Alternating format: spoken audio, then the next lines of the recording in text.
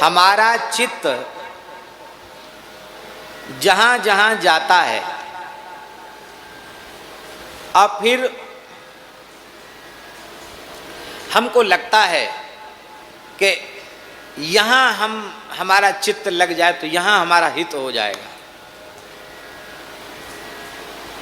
जब हम अनेक ग्रंथों को, अनेक पुराणों को जब हम श्रवण करते हैं, उसमें अनेक साधनों का वर्णन मिलता है। तो उन साधनों को जब हम सुनते हैं तो बार बार मन करता कि ये ठीक है, ऐसा करने से काम हो जाएगा, ये ठीक है, ऐसा कर लें।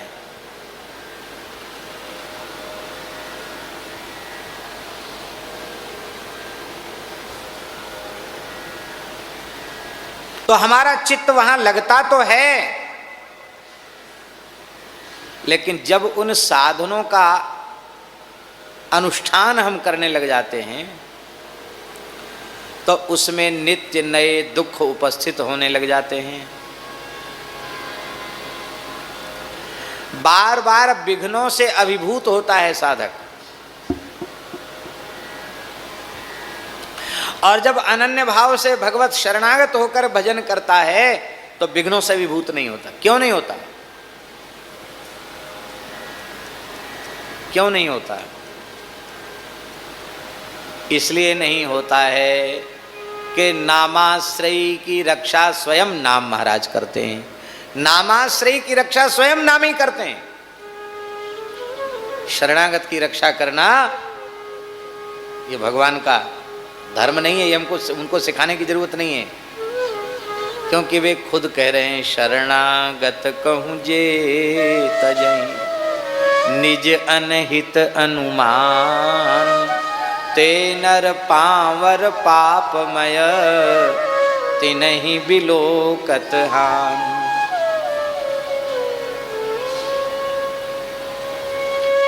किसी शरण में आए हुए को आज तक इन्होंने त्यागा हो तो बताओ।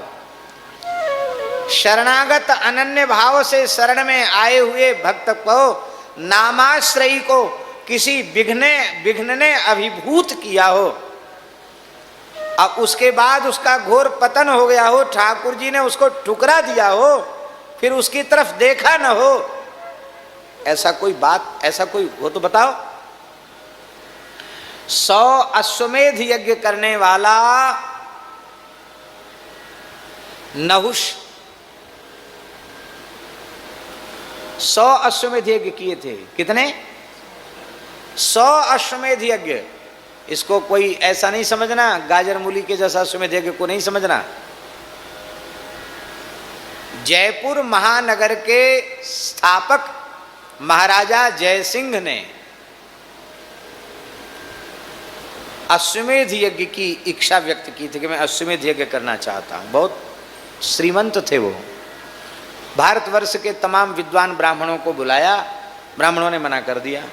आज के होते तो हाँ कर लेते, जजमान चेत रहा है, चेत जाने दो जजमान को, सब कुछ कराने के लिए तैयार हैं। उन्होंने मना कर दिया, बोले आप में अश्वमेध के यज्ञ की पात्रता नहीं है, क्योंकि अश्वमेधी अश्व के जो लक्षण हैं वो अश्व ही नहीं मिलेगा, फिर आपको सारे भूमंडल पर दिग्विजय यात्रा करनी पड़े, वो सब संभव नहीं है। आप में यज्ञ की पात्रता नहीं है, हम में कराने की पात्रता नहीं है, आप में करने की पात्रता नहीं है। लेकिन आपने समग्र भारतवर्ष के विद्वानों को बुलाया है, सबको सम्मानित किया है। तो अश्वमेध यज्ञ में जिस विधि से गणपति का पूजन होता है, उस विधि से हम गणपति का पूजन कराएंगे, स्थापन कराएंगे। तो अश्वमेध यज्ञ में जिस पद्धति से गणपति पूजन होता है, उस पद्धति से मोती डूंगरी वाले गणेश जी की स्थापना होकर उनका पूजन किया गया। उस जमाने में 1.25 लाख स्वर्ण मुद्राएं पूजन की सामग्री में खर्च हुई थी। कितनी?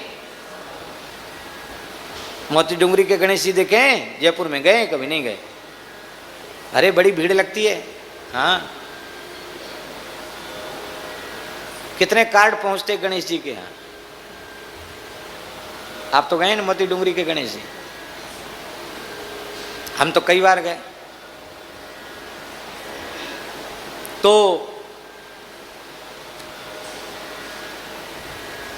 जयसिंह ने कहा कि पूजन तो संपन्न हुआ। बोले हाँ, अब जो वस्तुएं उपलब्ध हो सकी उनसे पूजन हो गया। अभी पूरी विधि तो अभी नहीं हुई।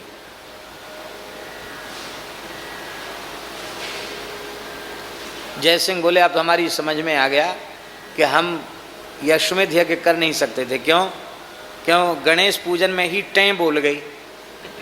टें बोलना जानते हो ना? गणेश पूजन में ही पता चल गया कि 1.25 लाख खर्च होने के बाद भी कहते अभी पूरा नहीं हुआ, हम कहाँ से यज्ञ करेंगे महाराज, नहीं कर सकते। कितना सस्ता जमाना था जानते हैं? जय सिंह ने अपने दरबार में लोगों को बुलाया, एक गरीब आदमी को बुलाया, बोले कहो ठीक हो? उसने कहा महाराज हमारी सुन लो, फिर कहना, फिर पूछना।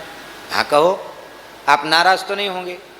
नहीं। अन्नदाता आप माफ़ी दो तो कहें। हाँ कहो। कहा और तो आपके राज्य में हम बहुत सुखी हैं, हमने अब तक रुपया नहीं देखा है। क्या कहा उसने? हमने बंधा हुआ रुपया नहीं देखा अब तक, हमको रुपया दिखा दो, एक कैसा होता है बंधा हुआ रुपया, हमने नहीं देखा। कोई काम धंधा नहीं करते हो? उसने कहा गदहा बेचा, गदहिया बेची, सिर पर धरी गठरिया, जय सिंह तेरे राज्य में तऊ न बंधो रुपया। हमारे गधे पर जो सामान लदा था वो बेच दिया, गधी पर जो लदा था वो भी बेच दिया। आओ। श्री वृंदावन बिहारी लाल की जय। हैं? श्री रमाकांत जी पधारे हैं, बड़ी अच्छी कथा भी कहते, बहुत सुंदर कथा कहते हैं जी। रावतपुरा सरकार के यहाँ से पधारे। तो क्या कह रहे थे हम? गधे पर जो सामान था वो बेच दिया, गधी पर जो सामान लदा था वो भी बेच दिया, माल बेच दिया, और सिर पर जो सामान रखा था जो ज़्यादा था वो भी बेच दिया। 1 रुपया सब बिक गया, हमारा सामान, सारा सामान बिक गया, 1 रुपया नहीं मिला। तो हमको 1 रुपया दिखा दो कैसा होता है। वो जमाना था और तब 1.25 लाख खर्च हो गए। अब कितने खर्च होंगे? उस सस्ते जमाने के 1.25 लाख आज के कितने हुए? कोई हिसाब किताब नहीं। और उस जय सिंह ने वो अश्वमेध यज्ञ 1 नहीं, 2 नहीं, 3 नहीं, नहुष ने 100 अश्वमेध यज्ञ किए और इंद्र पद का अधिकारी हो गया नहुष, बैठ गया इंद्रासन पर भैया चाहे 100 यज्ञ कर लो, चाहे 1000 यज्ञ कर लो, अंतःकरण की शुद्धि बिना भगवत शरणागति के, बिना भगवन नाम जप के, बिना भगवत भागवत चरित्र श्रवण के चित्त शुद्धि संभव नहीं है, नहीं है, नहीं है। वहां पहुंचने के बाद भी बुद्धि तो शुद्ध थी नहीं। बोला जब हम इंद्र बने तो इंद्राणी हमारी घरवाली होनी चाहिए। भेज दिया इंद्राणी को संदेश, आओ मेरे पास। इंद्राणी घबराई क्योंकि बृहस्पति जी अंतर्धान हो गए थे। इंद्राणी ने बृहस्पति जी की याद की, गुरुजी हमारे धर्म को बचाओ। गुरुजी तो जुक्ति बता गए, बोले उस दुष्ट नहुस को कह दो कि वो तुम्हारे पास पालकी में बैठकर आवे और ऋषियों को जोत कर आवे, या तो वो आएगा नहीं, और आएगा तो ब्राह्मणों के ऋषियों के तिरस्कार से स्वयं ही नष्ट हो जाएगा, तुम्हारा धर्म बच जाएगा। बृहस्पति जी जुक्ति, गुरु जी तो जुक्ति बता के चले गए। और उसके मन में ये नहीं आया कि मैं इन ऋषियों को, ब्राह्मणों को पालकी में कहार बनाऊं। सप्तर्षियों को कह दिया उठाओ हमारी पालकी, इंद्राणी के पास जाना है। देवराज इंद्र हैं, भगवान की विभूति हैं, बड़े यज्ञ करके यहाँ तक, हाँ ठीक है, वो सबने पालकी उठा ली। अगस्त्य जी महाराज भी पालकी में लगे थे, महर्षि अगस्त्य, बताइए ऐसे ऐसे महात्मा। अब वो इतना व्याकुल हो रहा था इंद्राणी से मिलने के लिए, उसको लगता था बहुत धीमे चल रहे हैं, तो कहते सर्प सर्प सर्प सर्प, श्री गतऊ है ना, तो सर्प सर्प, चलो शीघ्र चलो, जल्दी चलो जल्दी चलो। अब महात्मा तो अपने ढंग से चले थे, कोई कहार थोड़ी थे। इसने पैर पालकी से निकाला, अगस्त जी के सिर पर मार दिया पैर, जल्दी चलो। पटक दी पालकी, अरे दुष्ट, जा भयंकर सर्प की योनि में चला जा। सर्प सर्प कहता जा, सर्प बन जा। सोई चिल्लाने लगे, नीचे सिर ऊपर पैर, हाय मरे हाय मरे। ये 100 अश्वमेध यज्ञ करने वाले की गति भाई। बोला महाराज अब जो हुआ सो हुआ, हमारा उद्धार कैसे होगा, आप महात्मा हो, दया करो। बोले जब किसी भगवान के भक्त के साथ तुम्हारा संवाद होगा तब तुम्हें पुनः स्वर्ग की प्राप्ति होगी। तब धर्मराज युधिष्ठिर के साथ जब संवाद हुआ, ये नहुस अजगर बना, इसने भीमसेन को जकड़ लिया और भीमसेन को छोड़ा नहीं, भीमसेन छुड़ा नहीं पाए अपने आप को उस अजगर से। तब धर्मराज युधिष्ठिर जैसे महान भक्त से संवाद हुआ, तब उसके पाप नष्ट हुए और वो पुनः स्वर्ग गया।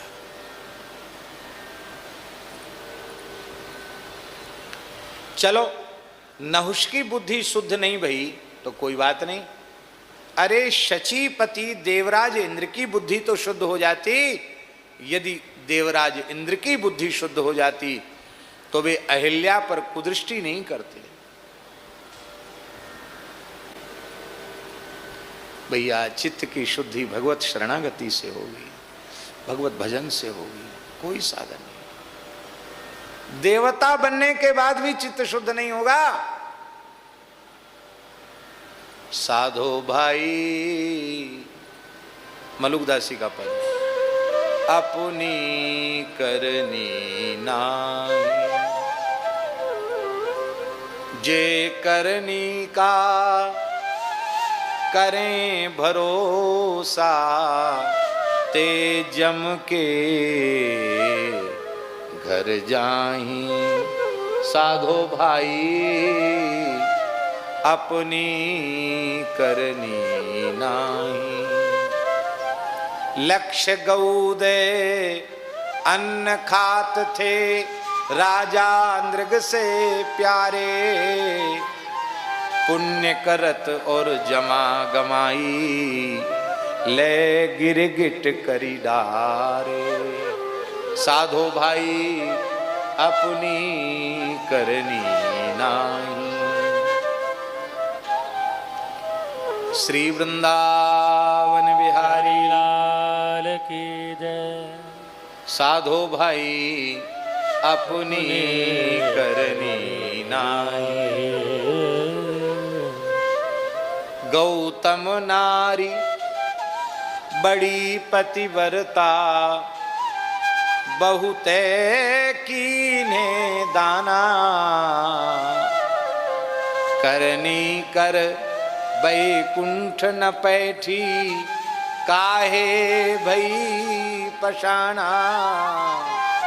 साधो भाई अपनी करनी नाही। भगवान का आश्रय लो, भगवान का आश्रय लो, किसी का आश्रय नहीं, केवल भगवान का आश्रय और भगवत स्वरूप संतों का आश्रय, गुरुजनों का आश्रय, किसी का आश्रय।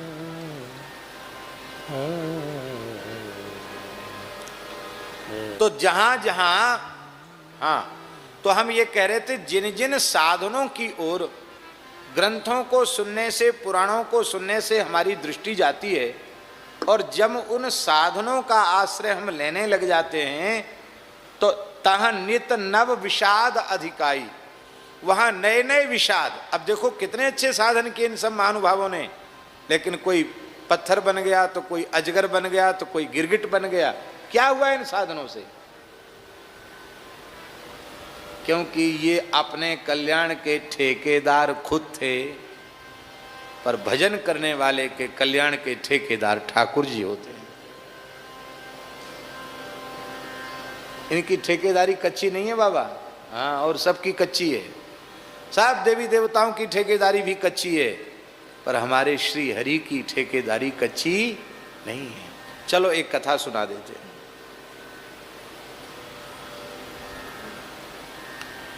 उड़ीसा में, आज जगन्नाथ जी की तिथि है इसलिए सुना देते हैं। उड़ीसा प्रदेश में पंच सखा हुए हैं। पंच सखा हुए ना, बहुत सिद्ध कोटि के भक्त कहते हो सब, जैसे यहाँ ब्रज में अष्ट सखा, ऐसी वहाँ पंच सखा जगन्नाथ जी के सखा, जिनके साथ जगन्नाथ जी की लीलाएं हुई। उन पंच सखाओं में से एक सखा की लीला है। उनका नाम क्या था, शायद कोई होंगे तो पता होगा, जिनको जगन्नाथ जी के रथ में नहीं चढ़ने दिया तो जगन्नाथ जी का रथ रुक गया। नाम मुझे विस्मृत हो रहा, क्या नाम था? बलराम दास जी। हाँ, नाम तो हमको भी ऐसे ही लग रहा था, बलराम दास जी। जगन्नाथ जी के सखा थे, जगन्नाथ जी को रिझाते थे, जगन्नाथ जी को रिझाते थे। पर ठाकुर जी का आश्रित जीव अभिभूत नहीं होता विघ्नों से, ये हम कह रहे हैं, क्योंकि ठाकुर जी उसका कभी त्याग नहीं करते, दोष होने पर भी त्याग नहीं करते। तो श्री जगन्नाथ जी के यहाँ गुणगान करते थे। संगीत का बड़ा दिव्य गुण था उनमें, बलराम सखा में। वो पखावज भी बजाते थे, गाते भी बहुत अच्छा थे। एक जगन्नाथ जी के यहाँ नृत्य करने वाली देवी में उनकी आसक्ति हो गई, गाने बजाने में संपर्क हुआ और थोड़ी आसक्ति हो गई। आसक्ति हो गई, चित्त के संस्कार तो न जाने कितने जन्मों से आसक्त होने के बने हुए हैं, हो गई आसक्ति। थे भगवान के भक्त, आसक्ति हो गई। तो वे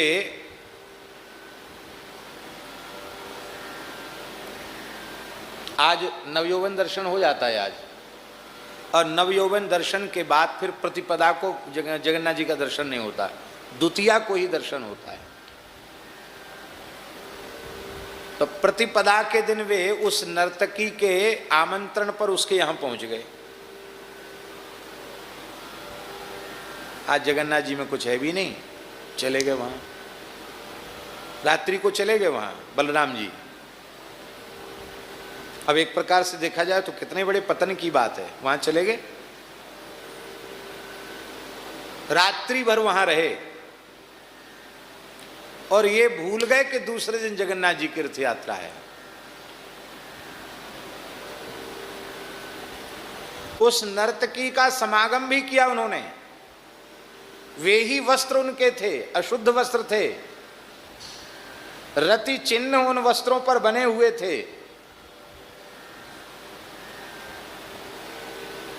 और प्रातः काल उन्होंने देखा कि शंख बज रहा है और कुछ दीपक वगैरह जल रहे हैं, तो उन्होंने पूछा कि क्या हुआ। अरे बोले, आज जगन्नाथ जी की रथ यात्रा है, इसलिए घर घर द्वार पर कदली स्तंभ कलश रख करके, चौमुहा दीपक जला करके, और जगन्नाथ जी की रथ यात्रा की में जगन्नाथ जी के स्वागत की तैयारी हो रही है। अब आखिर तो भक्त थे, थोड़े से फिसल गए क्योंकि चिकना रास्ता है। अब माथा कूटने लगे, हाहाकार करने लगे, बहुत पश्चाताप हुआ, हाय हाय, आज जगन्नाथ जी की रथ यात्रा, और जगन्नाथ जी मेरे ऊपर इतनी कृपा करते हैं और मेरा ऐसा पतन। महाराज जी, भक्त गिरता है गिरने के लिए नहीं, और तेजी से आगे बढ़ने के लिए। पर और किसी साधन का जो भगवान की शरणागति से अलग है, देवतांतर का आश्रय है, साधनांतर का आश्रय है, उसका साधन लेने वाला गिरता है तो उसको उठाने वाला कोई नहीं। पर भगवान के चरणों में जो समर्पित हो गया, वो गिरता है तो उसको उठाते हैं हमारे भगवान। आप चलते चलते धरती पर गिर जाएं तो क्या पकड़ के उठेंगे? आसमान पकड़ के उठेंगे? धरती को ही पकड़ के उठेंगे। ऐसे ही भगवान की शरणागति, उनका अवलंब तो भगवान ही हैं, गिरेंगे भी तो भगवान को पकड़ कर ही उठकर खड़े हो जाएंगे। खड़े हो गए, अब दौड़े जगन्नाथ जी रथ में बैठ गए, पहुंडी हो गई, जगन्नाथ जी रथ में आकर विराज गए। ओ दौड़े व्याकुल होकर के जगन्नाथ जी के सामने कीर्तन करते थे। और उस व्याकुलता देखो, पश्चाताप की अग्नि में सारा अशुभ जल गया, जो भूल हुई थी, पाप हुआ था, वो जल गया।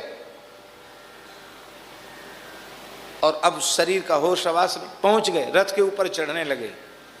तो अच्छी बातें भले ही प्रसिद्ध न होवें, पर बुरी कोई खबर होती ना वो जल्दी सब जगह फैल जाती है। तो जगन्नाथ जी में सब जगह पंडा पुजारियों के पास ऐसी खबरें पहले पहुंचती हैं, क्योंकि उनकी ठेकेदारी सबसे ज़्यादा होती है। अपने को सबसे अच्छा मानते हैं, बाकी सब खराब। सबके कानाफूसी हो गई थी कि वो तो इतना बड़ा भक्त बनता है, वो तो वहाँ गया है। अब वो आ गए और ऐसी रथ पर चढ़ना चाहते थे भावावेश में। बड़ी पिटाई हुई, बड़ी मार पड़ी। देखा कि मूर्छित हो गए तो उनको फेंक दिया गया समुद्र के किनारे। समुद्र की शीतल शीतल हवा लगी और शरीर में चेतना आई। आपने जगन्नाथ जी को उलाहना नहीं दिया, कहा प्रभु यहाँ आपके सेवकों से डंडे पड़ गए, हम तो जमराज के भी डंडे हमारे ऊपर पड़े, हम तो इस लायक थे। आपने बड़ी कृपा की, पर हम आपका दर्शन नहीं कर सकते, तो हम मानसी में रथ यात्रा करेंगे।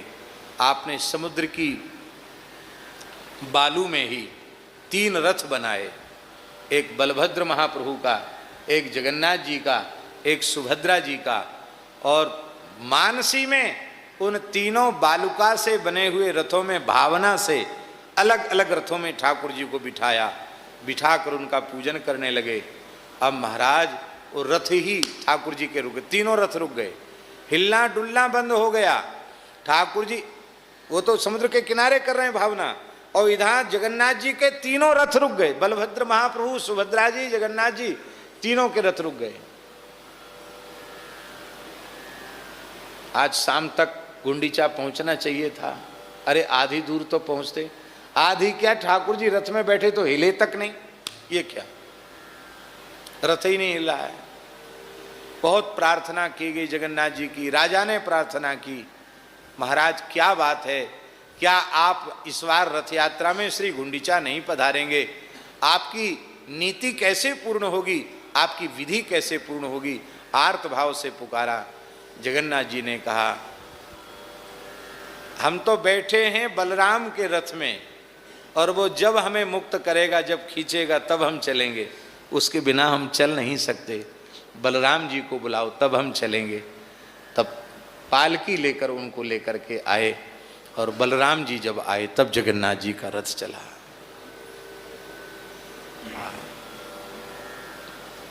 कीजे कृपा आपनी नाई। ठाकुर जी ने नहीं कहा कि हम तुम्हारा मुंह नहीं देखते, तुम हमारे भक्त होकर कहाँ चले गए थे, और हम ऐसे भक्त के लिए भी ठाकुर जी ने अपना रथ रोक दिया। कीजे कृपा आपनी नाई।